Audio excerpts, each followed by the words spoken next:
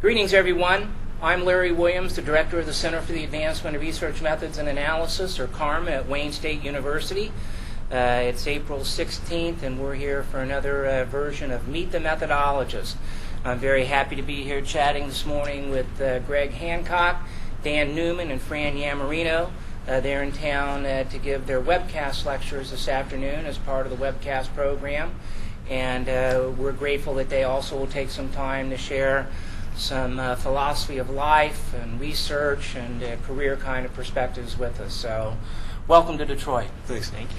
I like starting off with the question of asking just how people got interested in research methods and specifically the topic of their webcast today. So, Greg, why don't you start off with us? Okay, sure.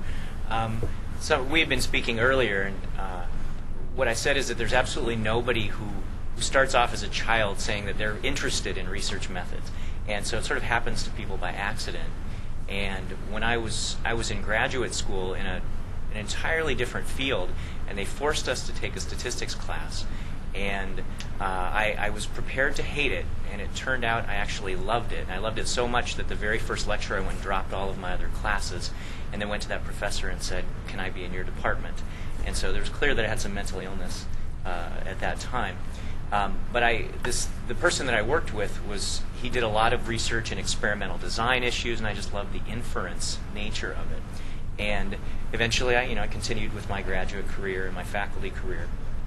And the area that I got into is structural equation modeling. The area of my talk today is going to be on really a marriage of structural equation modeling and experimental design, which is how we can answer questions about group differences, but at a latent level. So not which group has more of this thing that we're measuring, but more like which group has more of the thing that is the construct or factor that underlies that thing that we're measuring. So it's like ANOVA, but while controlling for measurement error. And it's really a nice culmination of my training in experimental design and then my research interest in structural equation modeling.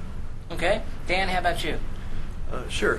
Before I went to grad school, my undergraduate mentor took me to lunch, and he told me one thing that'll be good for you as you're trying to find jobs when you graduate is if you have a lot of stats skills and if you can teach quant service classes. So if you can teach undergrad stats, if you can teach graduate stats, that'll help you get a job. So I tried that out, and sure enough, I liked the classes pretty much. And I had a capstone experience. There was a formal minor project required in my doctoral program, and I went to one of my stats profs and I said, I don't really know enough to pick a good topic. Can you tell me something I could study that would be interesting? Mm-hmm. And he said, well, at this point, there are not a lot of good simulations out there about missing data problems in longitudinal designs. So I did a simulation on that, and I sent it to ORM, and the rest is history. But now I'm kind of a missing data guy, but it basically got started because of the piece of advice I got from somebody who knew a lot more than I do. Uh-huh. So. Fran, why don't you scoot on in here, bud? How did you get interested in it? Mine actually, believe it or not, was theory-driven. I was interested in leadership models where supervisors treated people in the same group or team differently. And as a result of that, I quickly realized that I had levels of analysis issues to deal with because I had individuals and I had groups. I also quickly realized that most of the stat world was set up so that all that within-group, within-team stuff was noise or error. And I was actually interested in it. It was the good stuff. And so I had to try to understand methods better to try to figure out a way to test these ideas with some notions that, allowed me to look at the bad stuff as being good stuff. And that kind of flipped the methods world around for me.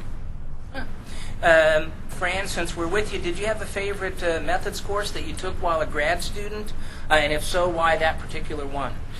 The first methods course I took as a PhD student, believe it or not, was an independent study, one-on-one, with the dean of the business school at the time, who was Joe Ludo, who was going on to become dean at Ohio State and a variety of other places. And it was a terrific course.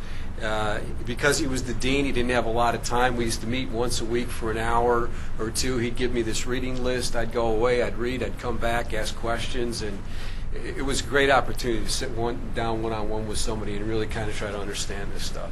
Yeah. Dan, how about you? My favorite class was structural equation modeling, taught by John Graham in the Department of Biobehavioral Health, Penn State.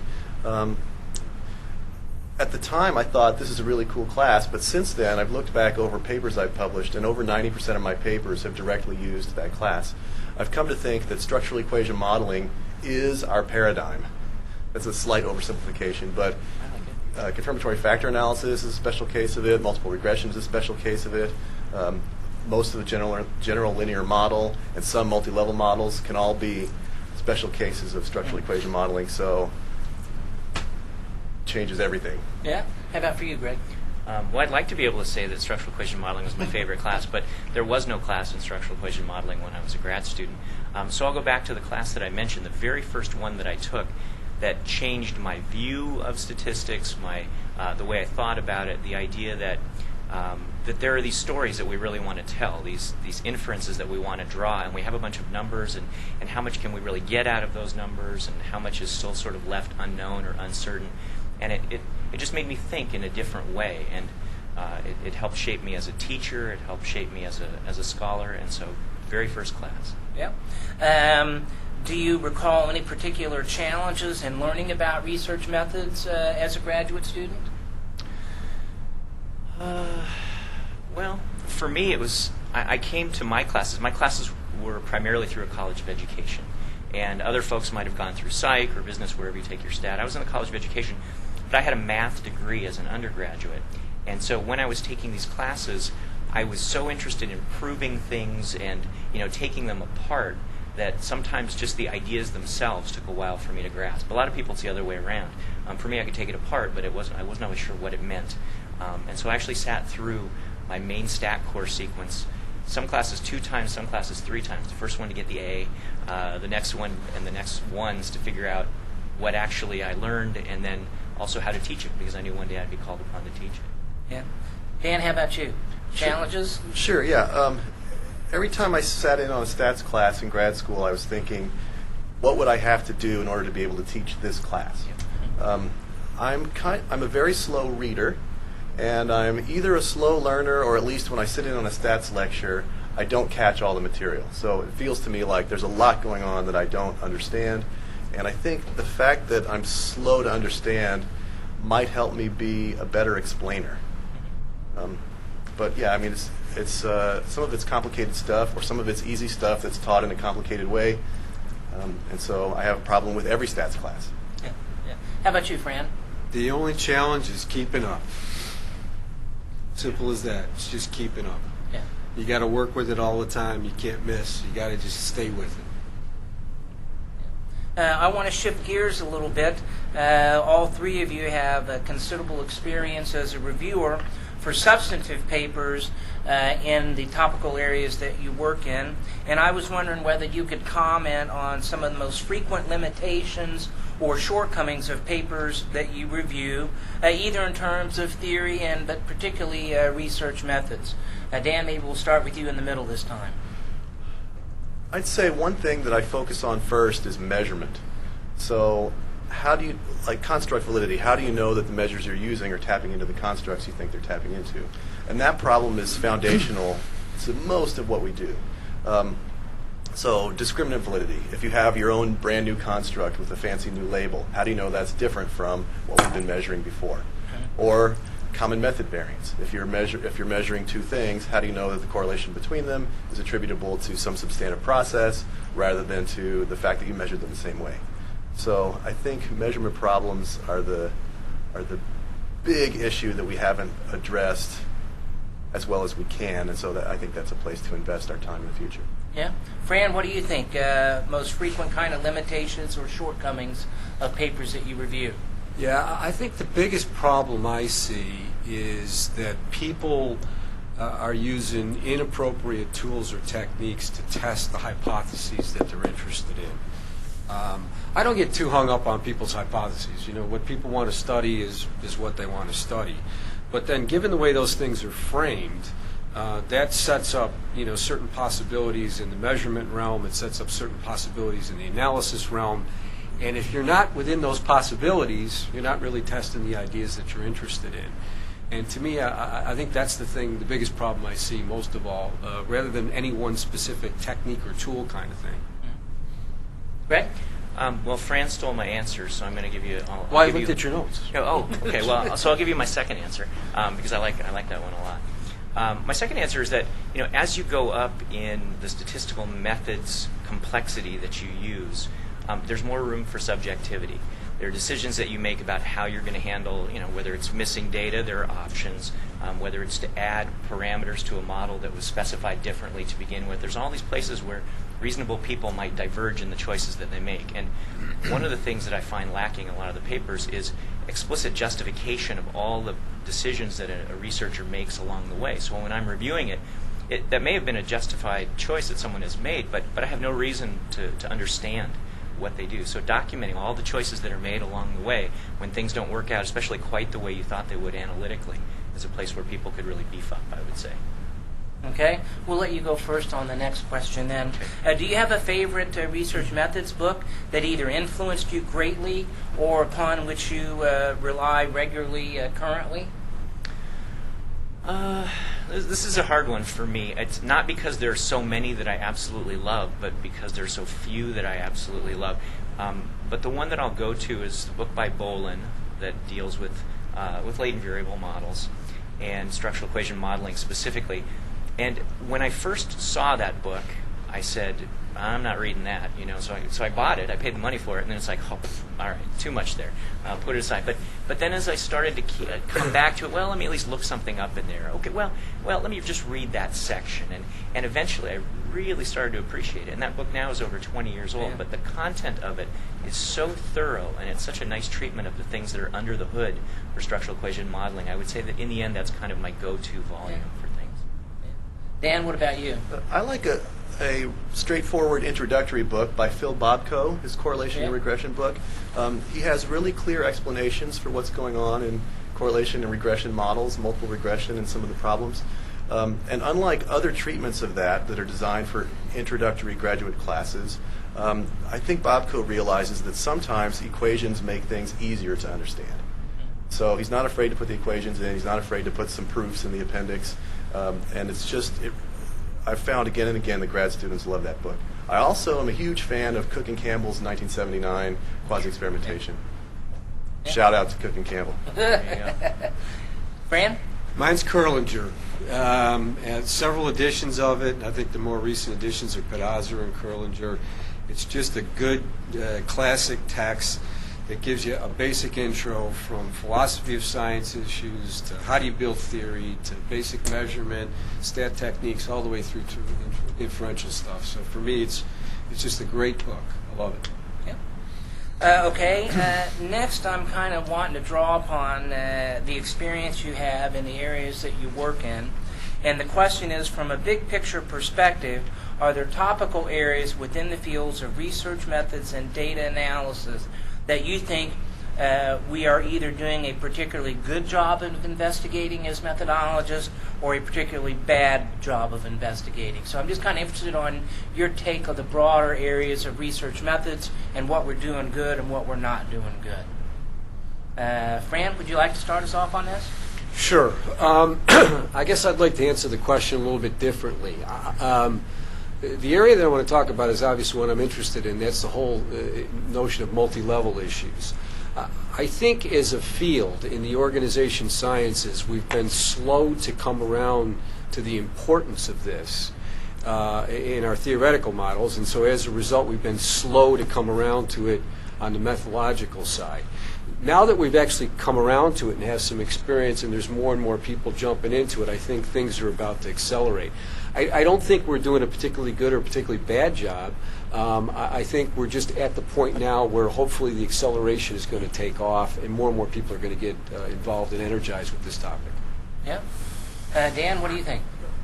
My answer is multi-level modeling, multi-level and longitudinal methods. Now, as far as are we doing a good job or a bad job, I think we're doing a good job in the sense of progress. So we're doing a lot better than we used to do. But because of the progress, people have started thinking about the problems in a more sophisticated way, which points out a ton of things we don't know how to do. So progress is not the same as saturation. We're doing both a good and a bad job in multi-level and longitudinal modeling. Yeah. Greg, what do you think? Well, for me, there are a couple of things going on. One is that there are all these methodological traditions that have previously been treated as separate. So there's item response theory, and we put that in this class, in this box over here, and there's structural equation modeling over here and factor analysis over here. But they really are sort of, as Dan said earlier, it's part of one big model. And so I think we're doing a good thing in terms of bringing all those into one more comprehensive model that's even bigger than what we know as a traditional structural equation model. It's much more flexible. So I think we're making good progress along that front. But then there's that whole thing that there's what the methods can do, but then there's how well that maps onto the way people think about their domains. And I work with a lot of people who are in like developmental psychology or human development, and they think of things in these very complex ways, and there's not always a great mapping onto the methods that we have. And so I think getting the two to talk to each other, the way people think about particular domains, whether they're cognitive or developmental, and getting the methods to speak to those a little bit better, I think, is one way that both will grow. Okay. A lot of the viewers of this Meet the Methodologist session will be younger graduate students and junior faculty who've embarked on a career in academics. And I'm just wondering if you could comment on some advice that you might provide to those young scholars who are seeking success in a career as a scholarly researcher. So what tips would you offer them in the spirit of helping them become more successful? Greg, you want to start? Okay. Do everything your advisor tells you, I think. Do I have to add to that? So actually just reading all the time, becoming familiar with the journals in your field, what are the topics that are getting a lot of attention and in which kinds of journals, going to the professional conferences that you have, getting a sense of what things are valued, what things aren't valued. The more knowledgeable you are. See, you go into this thing as it's this big forest out there, and you have no idea what's there and where are the good places to wander around and where aren't. And the more you consume your literature and expose yourself to the people who are in that field, the better you'll be prepared, I would say, to become a researcher and a contributor to that field. Yeah. Dan, what about you? Develop your intellectual capital.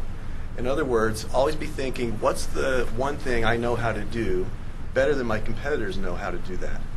And so, that's the reason people want to collaborate with you. That's the reason people want to publish your paper. It's because you have an intellectual contribution that's based on your knowledge. Now, where do you get intellectual capital? You get it from taking a bunch of graduate classes, probably taking graduate classes in departments other than your own and borrowing the best ideas from there.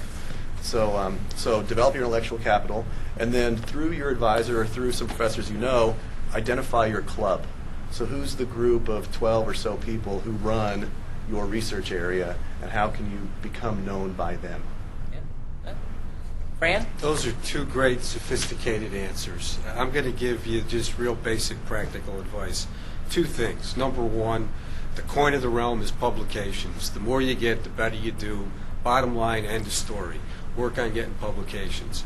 Number two, the hardest part of publishing is understanding and doing methods, and that's the skill set that the field is limited in and the fewest people have. So the stronger you can get in methods, the easier it is to publish, the easier it is to make a name and a reputation, the easier it is anybody wants to work with you. Those are my two practical pieces of advice. Okay. As I mentioned earlier, Greg, Dan, and Fran are here to give CARMA webcast lecture this afternoon, and so I'd like each of you to briefly describe the origins of the topic and also give a brief summary of what you're going to be talking about later this afternoon. Fran, you want to start? Sure. The origin is Larry said, "Hey, Fran, you want to come down and do a CARMA talk?" I said, "Sure." So that's the origin. I'm going to be talking about multi-level issues. Larry suggested, and I'm trying to do it at an introductory level. Going to talk a little bit about within and between analysis. Going to talk a little bit about random coefficient modeling with HLM. But the bottom line is to do this at sort of the 40,000-foot perspective to get people excited and energized and more interested in these kinds of things. So we're going to keep the equations and the math to a minimum and try to get people just to understand concepts and notions. All right. Dan, how about you?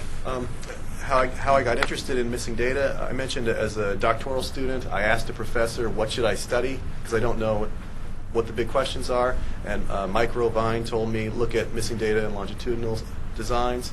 And so I did that.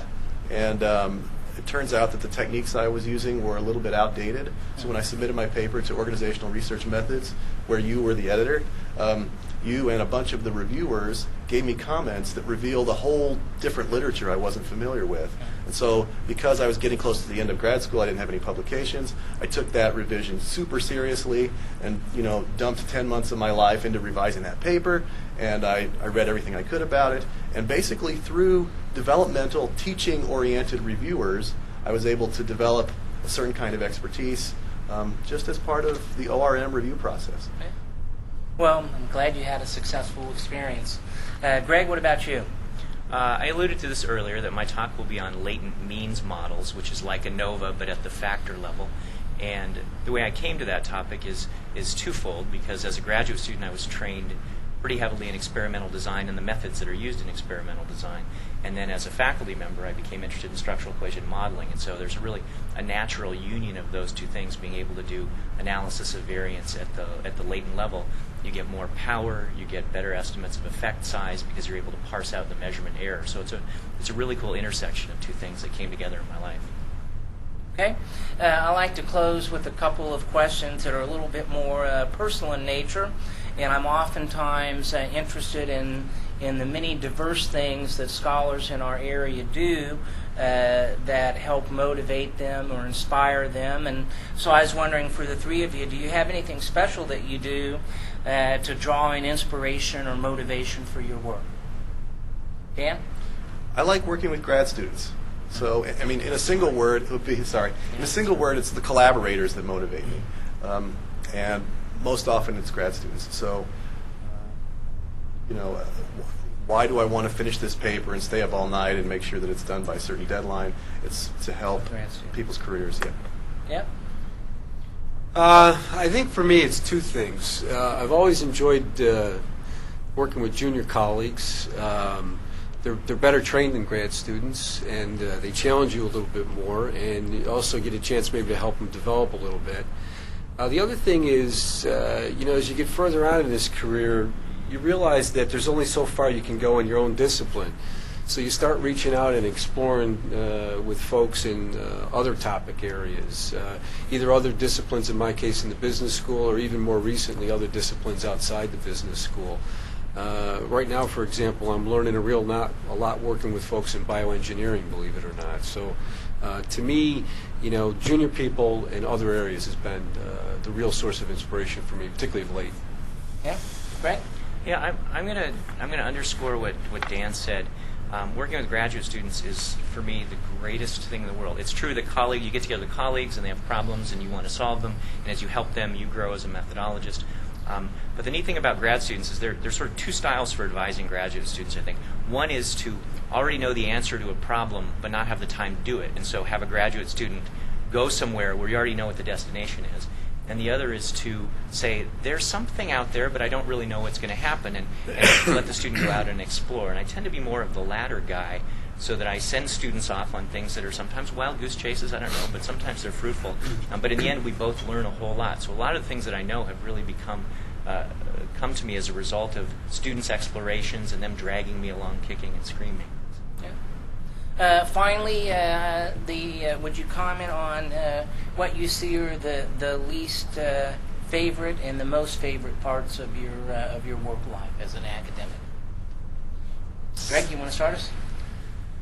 So this doesn't have to be about our research, just generally life as an academic. All right. So I think I have the greatest job in the entire world, and I don't mean my field. I just mean as an academic. I get to teach things I'm interested in, work with people who are interested in the things that I teach. I have just tremendous flexibility intellectually, in terms of life. My children have grown up in my office, hanging around the community. It's just such a wonderful environment for thinking and getting to interact with people. It is the greatest gig. My least favorite part of it is actually publication, and it's obviously we all are doing okay in that area, but by the time I am working on publishing something, I already feel like I've learned what it is that has to offer, and so the last part of it is mechanical and meeting those, the editor's demands, unrealistic dictatorship type demands. But I've already learned really most of what I want to learn, except for what comes through revision, and I'm already thinking about the next problem. And so intellectually, I enjoy the front end part. The back end part is the gotta do. But as a career, it's awesome. Dan? My favorite part is working with grad students and being part of a climate of lifelong learning. My least favorite part would be reviewers who are dogmatic, and the dogma comes across with like terse reviews with difficult language that are really short and don't provide any citations. So if a reviewer is trying to kill your paper but not willing to come up with a good reason for why, I consider that to be slightly evil. Fran? Look, this is the greatest job in the world. People pay you to think. And better yet, in the morning when you get up, you can decide what you want to think about. So, I mean, there's nothing better in life than that. The part of the job that I absolutely hate the most is reading page proofs. I can't even understand why we need to do this today with technology. But to me, talk about anticlimactic, So, but other than that, it's a great job.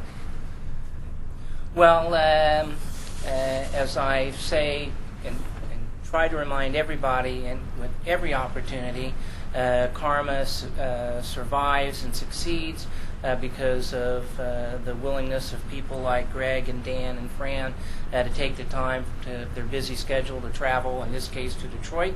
And in this particular instance, they also agreed to participate in the Meet the Methodologist session. So thank each of you for being here, and we look forward to your talk, and we hope that you guys out there will watch the webcast as well.